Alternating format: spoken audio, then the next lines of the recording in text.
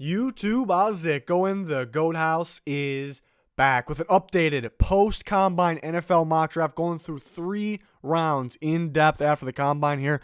A lot of guys really helped themselves throughout the combine in what I call a speed league these days. So the combine definitely does matter, and some guys really hurt themselves with their performance, but a lot of guys choosing to sit out, and maybe they had a legitimate reason for it, but I thought some of those guys hurt themselves by not participating, even if there was a legitimate reason.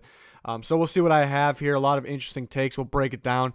Full NFL draft and free agency coverage here at the Goat House. And something new, we started the Goat House podcast. You'll find a link down below for Spotify and Apple. We are on both. So please check it out. We have 2 episodes. That second episode I really enjoyed doing. It was a good one. And if you go to our Patreon, there's extra NFL draft content.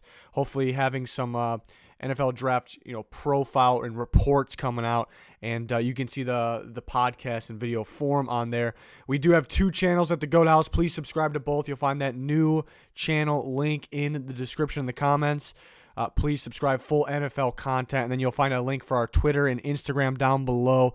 Daily posts, always talking about football, answering any questions on the Twitter. So those are must follows there for free agency and the draft, making free agency predictions and all kinds of draft talk on there, so go ahead and follow that. Let's start with the first 8 picks. Joe Burrow at the top. Obvious choice. No reason to change that. There's some people that still really hope that the Bengals trade the pick. That's just not going to happen. Joe Burrow's going to be the pick there. Number 2 pick actually becomes pretty interesting. I still got Chase Young. Obviously, you can see it on the screen here. I'm still this is a predict the pick mock draft, too. This is not what I would do. This is me trying to predict the NFL draft here, so make that clear. But yeah, I don't think it's locked in with Chase Young. I'd say not so fast there, even though it is my pick. Arguably the best player in the draft. Pass rush, one of the most important things in football. Pair him with Montez Sweat for the future. Even though you do have Kerrigan, the Young and Sweat pairing would be pretty darn good. And but the reason I say it's not 100% locked in is because the whole Trent Williams nonsense. He wants a new contract. The Redskins shouldn't and won't give it to him because he's been out of football for a bit, does have some injury concerns getting up there in age, but still, if healthy, I think one of the better left tackles in football. You could even say maybe the best. But he says if he doesn't get the contract, he wants to be traded, so they may have to trade him. That opens up a hole at left tackle. You do have Jerron Christian, not terrible, but you could get better. It's a very important position. The free agency class, not good at left tackle. The draft class at the top here, pretty damn strong. So they could be looking at that route, and there's rumors about Tua. This staff did not draft Haskins, and Tua's obviously a better prospect, so they can kind of get their quarterback. Because with their defense, they're not probably betting on themselves to pick 2 anytime soon, really. So basically what I'm saying is, will they have that chance to get that quarterback? So that's why you can make the cases for those things. Sticking with Chase Young here, though, I think it's more likely. I do have Isaiah Simmons at 3 to the Lions, and I think 99% of the people have Jeff Okudah. I don't know. People kind of locked in Burrow, Chase Young, and now people are just trying to force that, lock in Okudah, and he very well could be the pick. I'm not going to guarantee that, he's not the pick. Very good corner, the obvious number 1 corner, pretty much total package. I just don't see how you take a corner at number 3, especially over a guy like Isaiah Simmons. He's my number 3 player in the draft, was before the combine. Still is. I think he's just going to help your team in many more ways. He's going to bring, even though he's not a pass rusher, he's going to bring the blitz. He's going to bring the pass rush, and that can help your whole team. He can drop back in coverage. He could stop the run. He's very rangy sideline to sideline. I mean, this is an elite linebacker in the making here. I think very early on in his career, instant impact for the entire defense right away. And then there's some people that kind of confused. Is he a corner? Is he a safety? I mean, he can play those things, but he's a linebacker. Sometimes, especially in the NFL, you see the running back, the tight end go in motion, they go outside. Somebody's got to pick them up. A lot of teams, a linebacker will kind of split out and go on them man to man, and that's what Isaiah Simmons is. And technically, that guy, in this case, Simmons, would be lined up as a slot corner, but it doesn't mean he's a slot corner. He's a linebacker. I mean, that can play multiple positions at a very high level. I mean, he's going to help your team in so many ways. I think it's a valuable position to Patricia's defense. Another bad season, Patricia could be out. You want that instant impact guy. I see Simmons. I'm surprised how many people are locking in Okudah. I'm not guaranteeing that it's not going to be Okudah or will be Simmons, but by any means. But I'm just surprised by it. I think Simmons is the better pick and is the pick that makes more sense. So I'm going to go Simmons there at 3. And then, I mean, obviously helped himself in the combine too, but didn't really change on my board. And the Giants take Makai Becton from Louisville, the big-time combine for that guy as well, being the size that he is and being able to move like that. Did have a little bit of a injury, nothing serious though. He was good, still a win from the combine. And the debate here was, I think they would like Isaiah Simmons as well, but for me, making this mock, the debate with myself was Becton or even a guy like who we seen in mocks before, Jedrick Wills from Alabama, or now we can throw in Tristan Wirfs there. I would like the fit of Wirfs. You see him downfield blocking, I think on swing pass, on runs, on swing passes, slip screens, anything like that, where Saquon Barkley is going to be heavily involved. And that sounds fantastic, especially Tristan Wirfs, having that combine that he had, kind of showed what we saw on the field for him. I think the question with his, some people, is he left tackle, is he right tackle, is he a guard? And then Becton being, the freak that he is with all that potential, I think that's just going to be more appealing of a pick. So they go Becton there. Still got Tua Tagovailoa to the Dolphins at pick 5. It sounded like it was almost, it was pretty likely they can trade up to 3 and do that, and still take Tua. And I think it's actually a little less likely now because the Lions, may not want to move back and give the Giants the opportunity to take Isaiah Simmons. So that's really good news for the Dolphins. It's going to be some risk. Everyone's going to be shaking a little bit, if that's the case and they're staying put. Is somebody going to sneak up and take Tua right before them and with the Lions, with the Giants? But they can save their picks here and still get their future quarterback here in Tua Tagovailoa. So I think that's the right pick there. Chargers, I'm so back and forth on the Chargers pick. I put Justin Herbert in here like one of the early mocks I did before. I think I don't look at a whole bunch of mocks, but before I've really seen anybody else do it. And then I kind of went away from it while everyone else is putting Justin Herbert in there. And now I'm going back to it. And the reason for that is the Chargers, to me, they got a good team. They were supposed to make the playoffs last year. Some people were even picking them to go on a Super Bowl run. It's a good team. It's a good defense. You have weapons. Some of them are free agents, but you have the weapons. This team could win now, but they're missing the most important position of football. A player at that position, that's quarterback.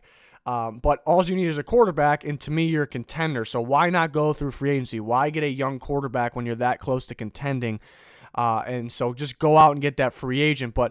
And that's why that route makes sense, and taking an offensive lineman here makes sense. But then kind of going back a little bit, maybe you can get Tom Brady. We're not ready to 100% rule out the Chargers for Tom Brady. But other than that, is there any, dynamite, electric fits and instant making you a contender? I don't really know if there is. I like Teddy for them. There's still some questions, I guess, with him. And not everyone's believing in him. I like Teddy, though. Bridgewater, that is. And, I guess it falls on what Tom Brady does. I don't think he'll go to the Chargers, but he decides to go elsewhere. Is it the Titans? I think that's kind of a major thing. If he goes to the Titans and Tannehill kind of comes available, and I think the Chargers actually could be interested in Ryan Tannehill. But most likely I don't think that's the case. So that kind of just leaves us with Tyrod Taylor and drafting a quarterback. People are going to be extremely split on Herbert. He has maybe the best arm talent in this draft. And with guys like Burrow and Tua, a laser is a rifle of an arm. It's just, learning, getting in there, learning the offenses, learning to go through your progressions, learning defenses, coverages, those things, which it seems like he did not improve on at all over the college career. Ridiculous arm talent. So I think the Chargers will like his upside. I'm kind of back to predicting that they go quarterback. Panthers, they could go Jeff. This is a tough pick here for me because they could go Jeff Okudah, who some think are going 3, and people are going to come at me like, how do you not have Okudah at 3? Just because everyone else is doing it in a mock draft doesn't mean, it's going to happen. It very well could happen, but it's also realistic that Isaiah Simmons goes 3. So that means Jeff Okudah is sitting around here. Derek Brown's a possibility. He's one of the top-tier players in the draft, and the Panthers could use defensive line. And then another one that I really, really like for the Panthers is Jordan Love, actually, the quarterback from Utah State. They're going to roll with Cam Newton. That makes sense to me. But they're going to be looking for the quarterback of the future. They kind of can be in this rebuild mode while keeping Cam Newton because you kind of just don't get rid of a quarterback like that, even though he struggled recently because of injuries. He's still a franchise piece, a guy that's led the team to the Super Bowl, a guy that's won the MVP. You just don't let that guy go, and you kind of can be on the lookout for the rest of the team, including quarterback, while he's there. That makes sense to me.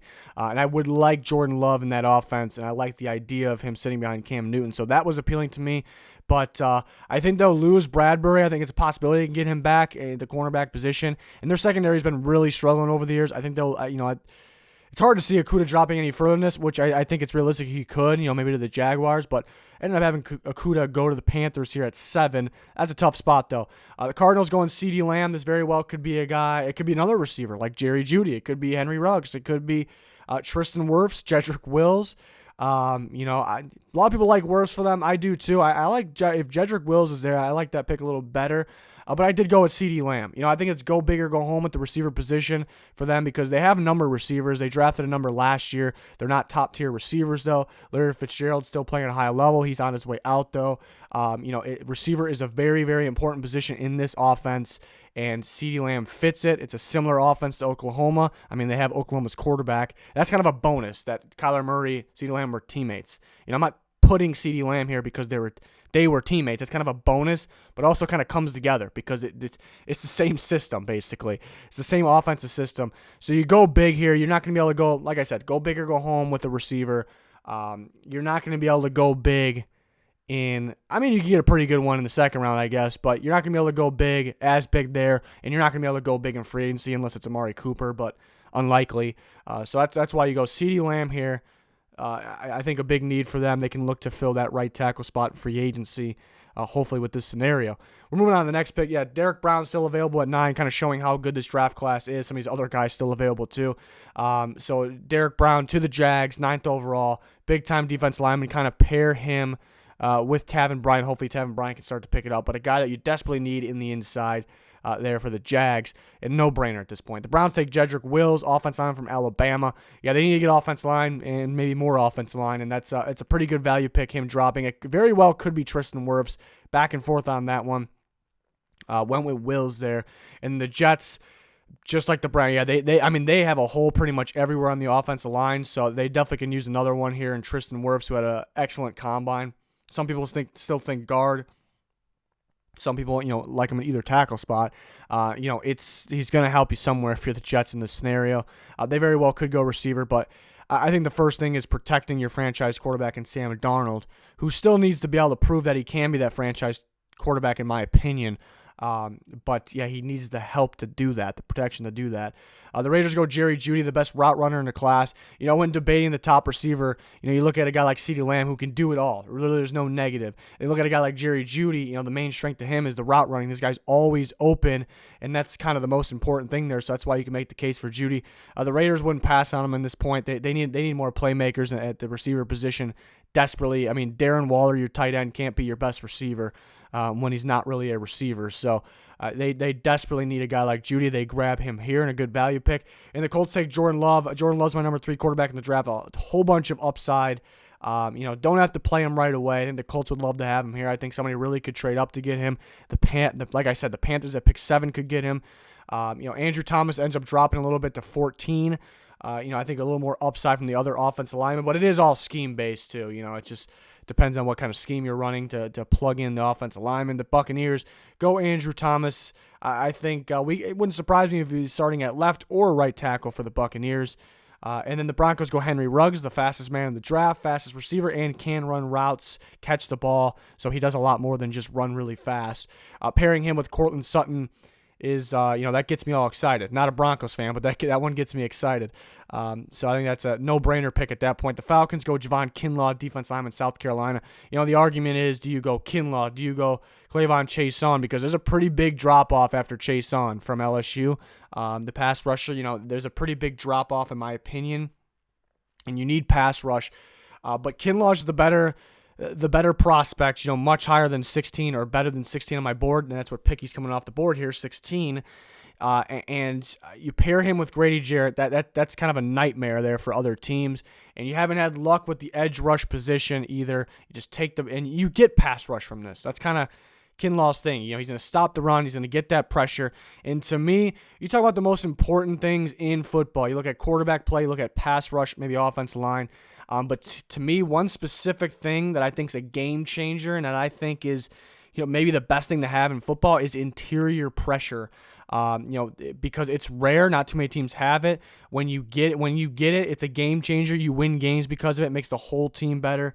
It's a quicker trip to the quarterback, kind of sometimes forces the quarterback to do something very quick or roll out and then possibly into the edge rush pressure or right into the kind of a sack. So it really makes your edge rushers a lot better too. So having a guy like Kinlaw there with Grady Jarrett could be big time.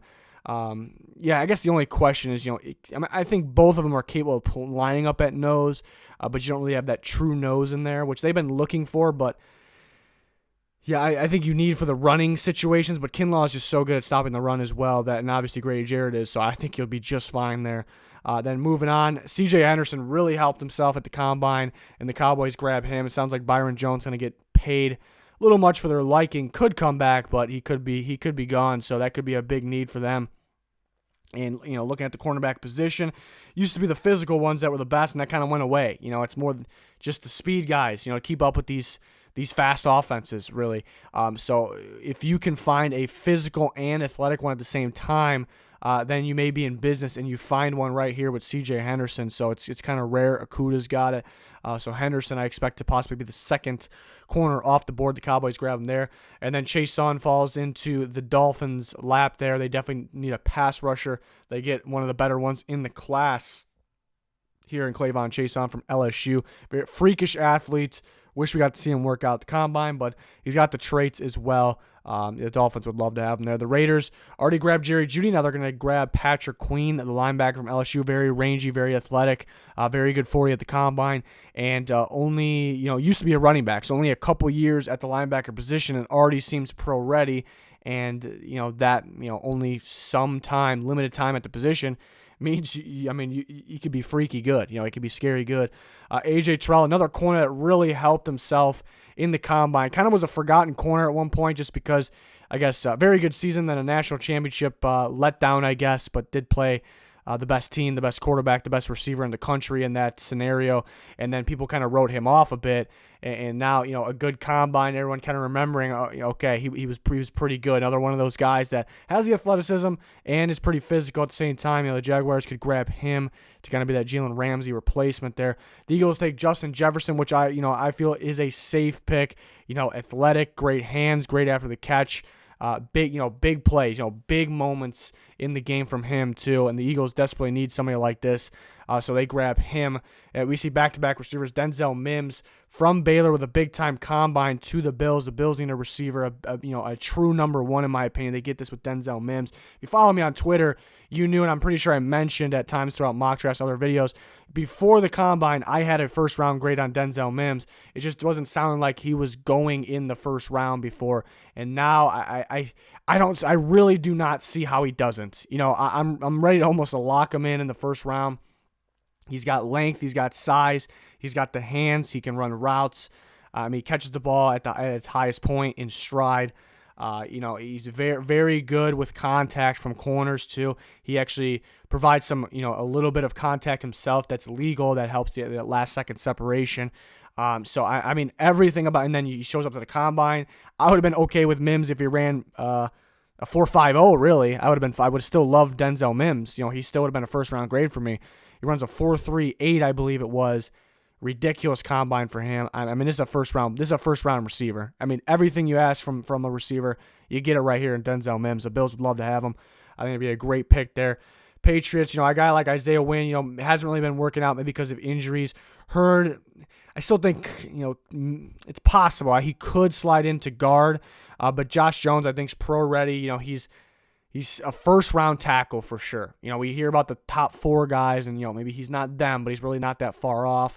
And I think he's a plug-and-play left tackle. You could get Brady back, and, yeah, he needs weapons, but what was the biggest difference? Maybe no Gronk, but what was the biggest difference, between the Super Bowl winning Patriots years and this year? Those years, I think they had top three, if not the best offensive line in football, definitely the best offensive line in football in the playoffs. This year was one of the worst offensive lines, protection years for Brady, maybe ever, in the Brady greatness era. So get that tackle, get that offensive line together. Maybe you can move some guys in the guard if they have to. We'll see what they do with Tooney, who's a free agent at guard. So we'll see what they do there. They take Josh Jones there for me. And then Jalen Reagor, who had a little bit of a disappointing of a combine. He put on a lot of size, an insane amount of muscle, which isn't really the worst thing. I think he'll cut down a little bit, have a good pro day. He's an absolute weapon. He's a weapon. He's freaky fast. I think he ran in the 4.4s. He's faster than that on field. I could promise you that. And you can do so many different things with them, and usually those types of receivers can't really high point the ball or go up and get it, and that's what he does, though. He's a freak athlete, and that's exactly what the Saints need in there.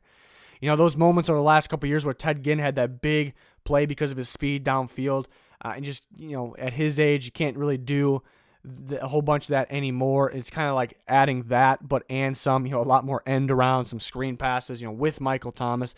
I mean, that just makes the Saints offense that much better in my opinion. And, they could use some more help on defense. We didn't like how, I guess, their defense played against the Vikings in the playoffs, but at the end of the day, if this team's going to win the Super Bowl, it's going to be because of the offense. You want to keep that offense consistent. You want to keep it consistently high-powered here. Moving on to the next 8 picks. The Vikings, they have a need at corner. Could use an offensive lineman or two. But something that they've missed this year a big step down from the defense this year. Maybe it was because of corner as well.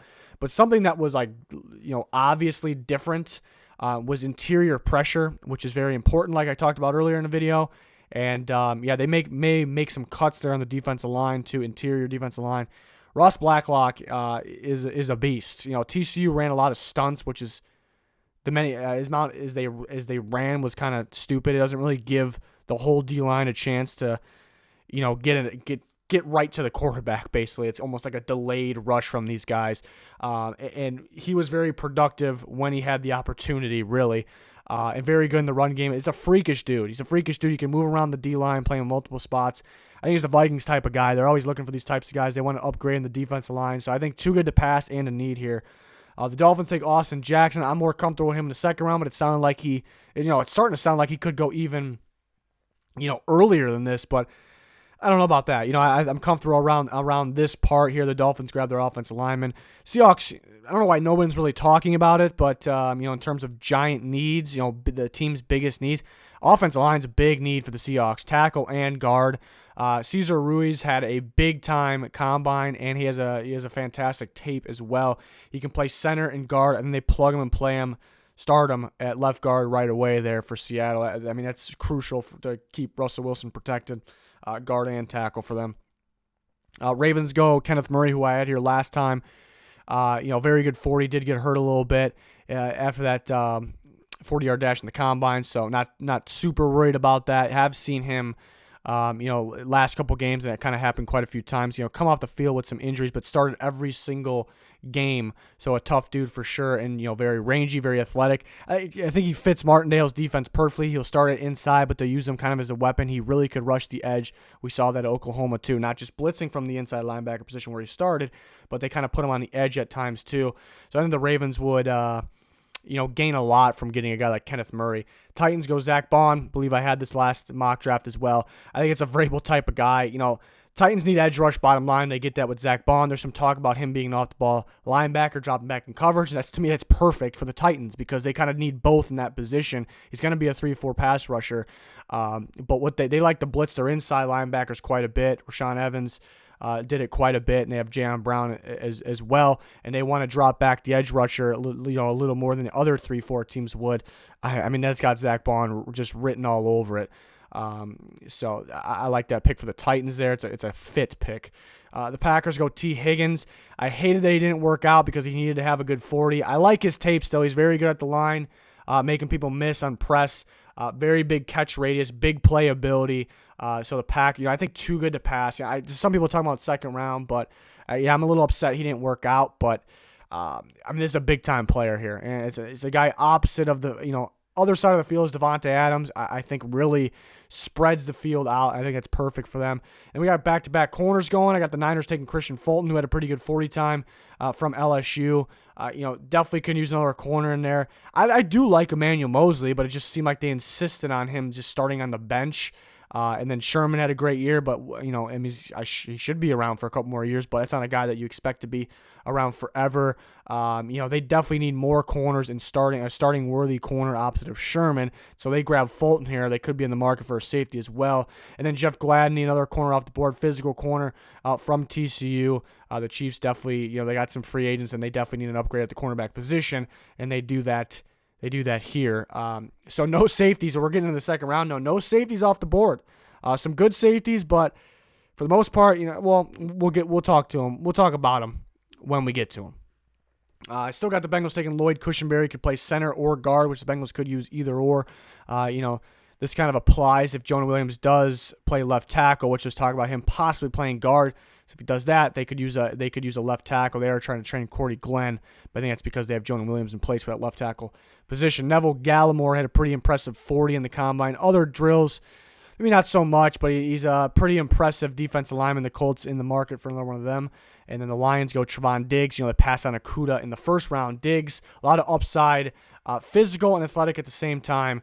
So the Lions grab Diggs, and he's going to have to play against his brother 2 times a year there if he remains in Minnesota, so that's pretty interesting. And then first safety off the board, finally Xavier McKinney from Alabama. Not going to guarantee no safeties going in the first round. It's kind of just how this draft happened here, and I think it's very realistic. Otherwise, I wouldn't have done it. But it's also possible that maybe even 2 or 3 safeties go. But I think with safeties these days, I think they're looking for exact fits, what these guys can do. I think teams can kind of wait for that. So I think they can drop a little bit. On top of that, McKinney did not have the most impressive combine, but too good to pass. A good pairing with Peppers there for the Giants. Chargers go Isaiah Wilson. I think a plug, play, and start. Right tackle from Georgia had a pretty good combine.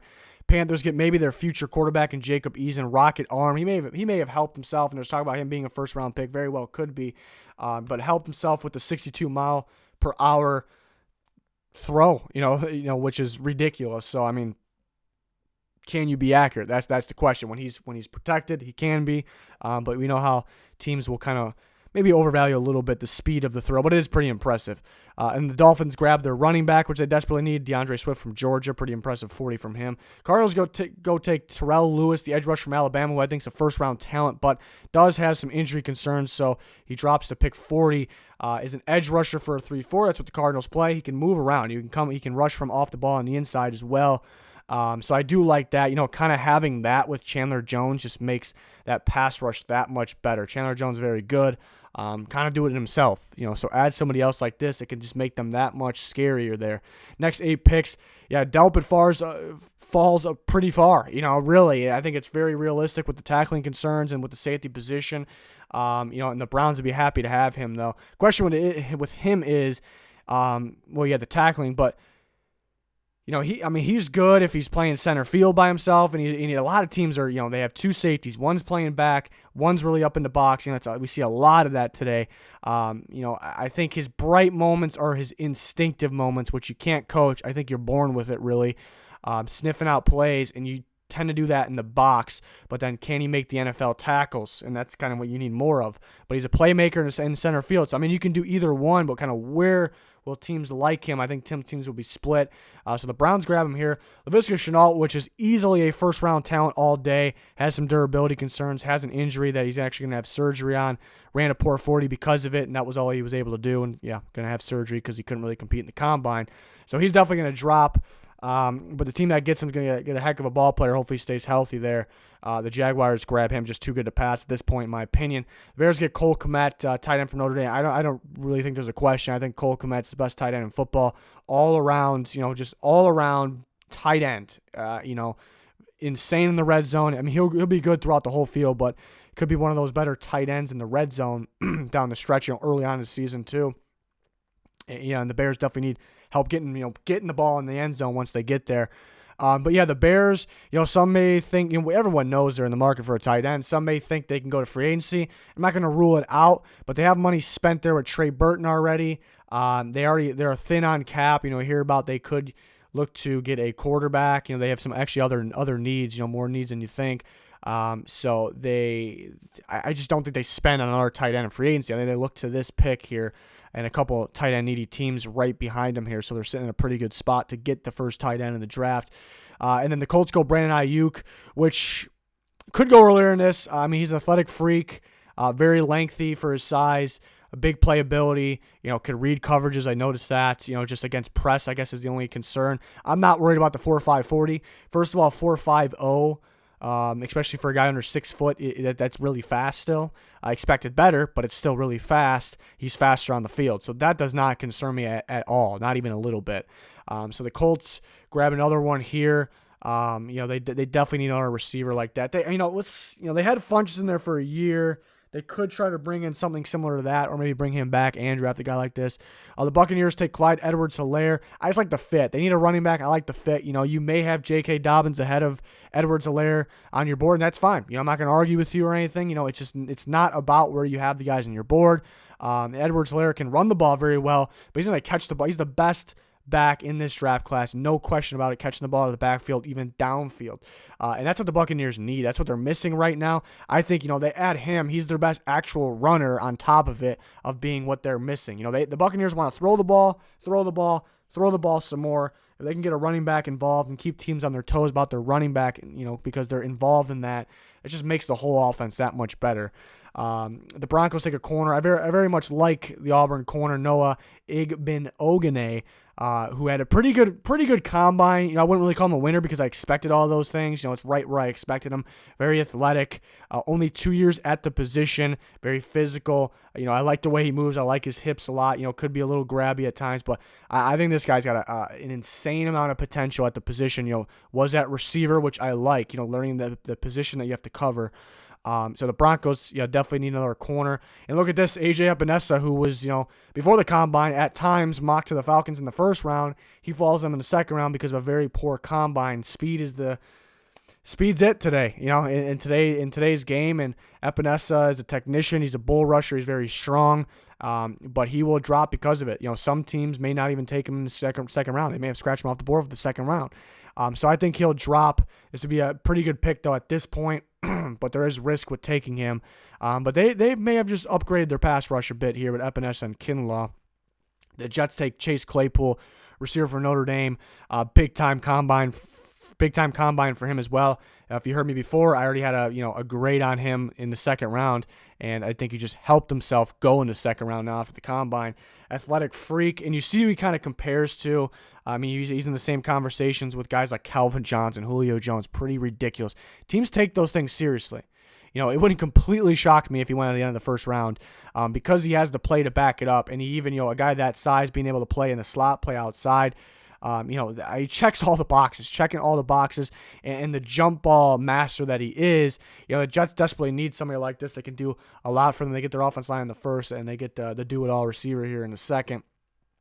And then moving on to the next group of picks, the Steelers need a tight end pretty badly. Hunter Bryant's going to be my number 2 tight end in the class. Very, very good route runner, and you saw him at the combine. Yeah, he's faster on the field, but something I noticed, he put on a good amount of size, good amount of muscle, a ridiculous amount actually. So I kind of like that. I think that's a good thing. Smooth route runner. He's going to make the big playability, and for a guy that can do all that, he's got a pretty good size to him as well. So Steelers add that, and that kind of makes their offense a little better. Right away they're going to get Big Ben back. And then the Bears at pick 50 will take Damon Arnett, cornerback, Ohio State. They got rid of Amukamara. They could look to upgrade the corner. They do have Tolliver, but they really have not, obviously Fuller on one side. But then I think Arnett could start over Tolliver, and they don't have much after that. So they take the corner there to kind of try to get that defense back to that 2018 defense. And the Cowboys finally get their safety, Antoine Winfield Jr., the safety from Minnesota, who had a very good combine, a big-time playmaker. The only thing he's lacking is height, I guess, but tape checks out, combine checked out. He's a big-time player. Cowboys would love to have him back there, so they get their corner and their safety at this point. And then the Rams take Sadiq Charles, offensive lineman LSU. Another one that had a pretty good combine, pretty good year for LSU as well at left tackle. So the tackle of the future there. The Rams need offensive line and more offensive line. Eagles have a pretty big hole at linebacker in general. I'm a big fan of Jordan Brooks. Always in the backfield, sniffing out plays, very rangy. Just flying around the field. I'm a big fan of his, and the Eagles would love to have him there to fill a need there. Which I mean, they could really fill out every linebacker spot in that defense. Gross Matos, the Penn State defensive end to the Bills. Something he can go first, thinks he can go first, but I think it's possible. I'm just kind of more thinking he's going to go in the second round. I think, Strictly needs a 4-3 team and does provide pass rush. Just not a whole bunch of, crazy ceiling or anything, but a very good pass rusher. The Bills definitely could use another one here. Falcons go Bryson Hopkins, pretty much take over for Austin Hooper, just get a little more athletic there. At pick 55. The Dolphins grab their guard. We've seen them grab, pretty much other needs. Now it's time to grab their guard. They get Jonah Jackson from Ohio State. Going to be a starter day one if that's the case for the Dolphins. Next 8 picks, and we're doing a third round after this.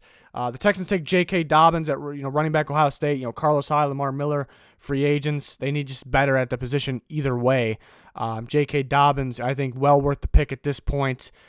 Could be in the market for a Cam Akers or Jonathan Taylor. I think J.K. Dobbins is the pick here. The Vikings go Bryce Hall. They get their corner now from Virginia. Kind of forgotten about maybe because of an injury throughout this process. But I think, as we get closer, he could start to climb a little bit. The Vikings would love to have him. They definitely need another true outside corner.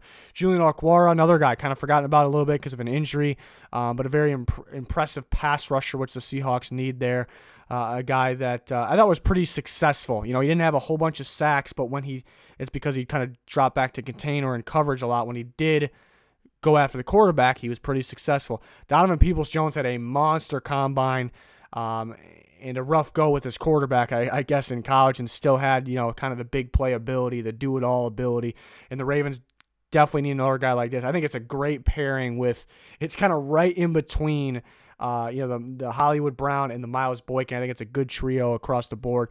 Titans go Jalen Johnson, corner from Utah.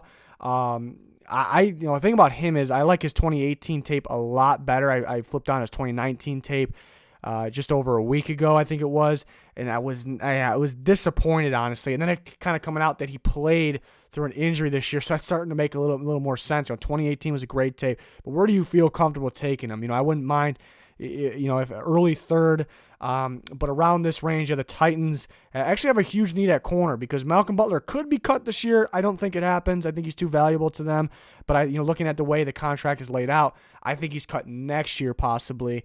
Unless he plays at a very high level this year, which is possible. And then Adoree Jackson had some injuries. Basically, both of them were hurt. They have no depth whatsoever. They need that corner depth and that corner starter of the future, the near future. So that's a bigger need than people think. So they grab Jalen Johnson here, the long corner from Utah. And then the Packers take Marlon Davidson, a good value pick here. Could potentially go a lot earlier in this. I like him at 3-4 end.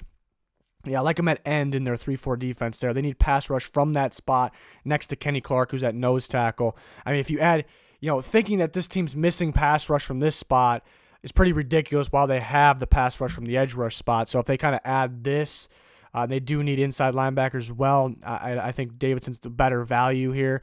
But if they add, pass rush from this position, which you'll get from Davidson, that's pretty ridiculous. Now people talk about him being an edge rusher. I think you can be in a 4-3. He's definitely not going to be a 3-4 edge rusher, though. He's going to be a 3-4 end, a 4-3 end, or a 4-3-3 technique. Could move around a bit. That's good. I just don't see him being a 3-4 edge rusher. I'd be shocked, honestly. Some people seem to think that, though. I just don't see it. The Chiefs, KJ Hamler, have had this, for a little bit. He could go earlier in this just because of his speed. Some people may not like his size, and then he wasn't able to work out the combine. So we'll see. Teams are probably going to be split. But he's always open, freakish speed. I think he had potential to run the 4.2s, most likely 4.3s. The Chiefs could cut Sammy Watkins. Some people think he could take a pay cut. We'll see. But, keep that in mind. But they'll also probably lose Demarcus Robinson, so they definitely need another one to keep, the passing. What they do, they pass the ball. They got speed. They need to add more to it here, potentially. So they grab him there. And then Lucas Niang, like I talked about, for some reason everyone talks about Seahawks' biggest needs, pass rush, receiver. Nobody talks about offensive line, which I think it's their biggest need.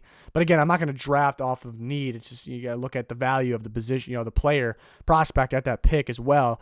But they need the left tackle of the future, not right now. But they need a right tackle for right now. So Niang can help them in multiple ways there. So that'd be a good pick. I would upside had the injury. If it wasn't for the injury, Potentially could be a first-round pick. So that's a solid pick there for the Seahawks, and they're filling some needs. Then we're going to go through the third round real quick here. Had the Bengals taking Josh Uche, who, the pass rusher from Michigan, who could be a second-round pick. Shows how good this class is. Originally was an off-the-ball linebacker, kind of more of a pass rusher this year. Bengals could use either in there. I think they could use him as an off-the-ball linebacker and kind of provide more of a blitz from them here in this situation. Van Jefferson, who I think is, you see him coming off the board at 66 here. He's much, much better than the 66th overall player, but ended up having an injury at the combine that I guess he didn't even know about. So that was unfortunate. We'll have surgery. We'll miss actually some time. So he will drop, but a very good route runner. That'd be a good pick for the Redskins there. The Lions add interior defensive line. They go Justin Matabuke, who can move around the defensive line, different spots. Very good combine from him. Jets take Curtis Weaver. The production's there for Curtis Weaver. Just, where are we going to put him? Maybe the measurables don't match out, but he's productive. The Panthers go Raekwon Davis. Need another interior defensive lineman here. Could use a few of them. They get the Bama interior defensive lineman, which a couple of years ago when he wasn't eligible for the draft, we're looking at like maybe a top pick. Hasn't played as good for some reason since then, but has the upside.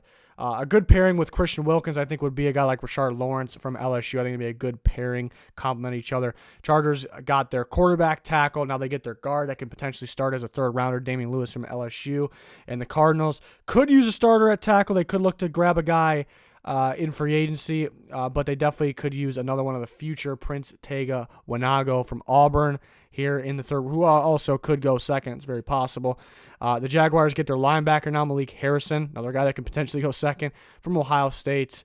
Could be a starter right away. The Browns got their tackle. They got their safety, get their interior guy, Tyler Biadasz. Be crucial for the running game for them. The Colts grab Bradley Anai, edge rusher from Utah, technician, production there.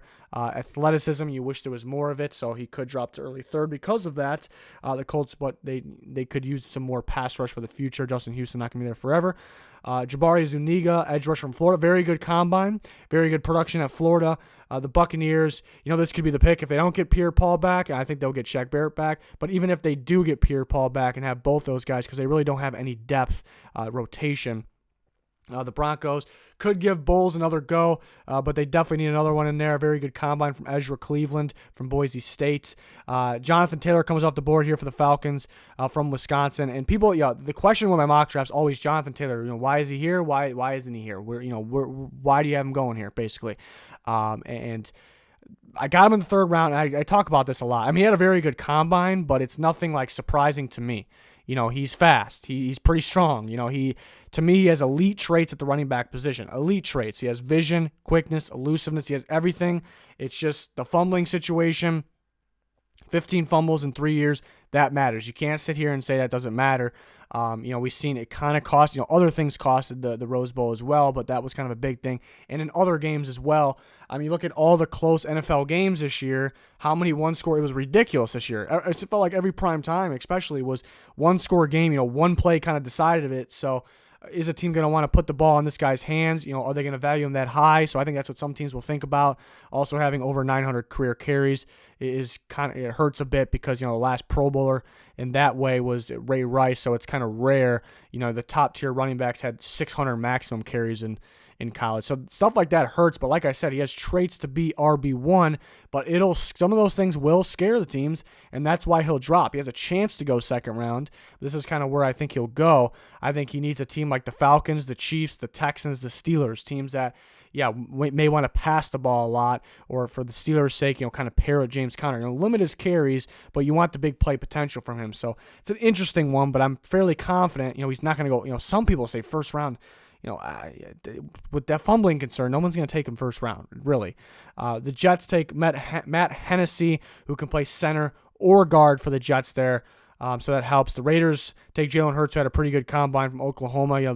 Seems like they're looking for that next quarterback. They're always looking, so they keep this one to Hurts, in this case, to sit behind Derek Carr for now. And they have 2 picks in a row. Willie Gay Jr., who really helped his stock in the combine. Freakish dude. Missed some games, quite a bit of games, so does have actually the production for the games he played. Pretty rangy, pretty good in coverage, and you see today's NFL, they're just going for the freak linebackers. That's really all it is. Teams rather take the guys with less production that are just more athletic, more rangy. And for the games he played, I think he does have the production. So the Raiders grab another linebacker. They need multiple of them. We already seen them grab one. The Cowboys, I think it's pretty important in McCarthy's offense. They have a loaded receiver group.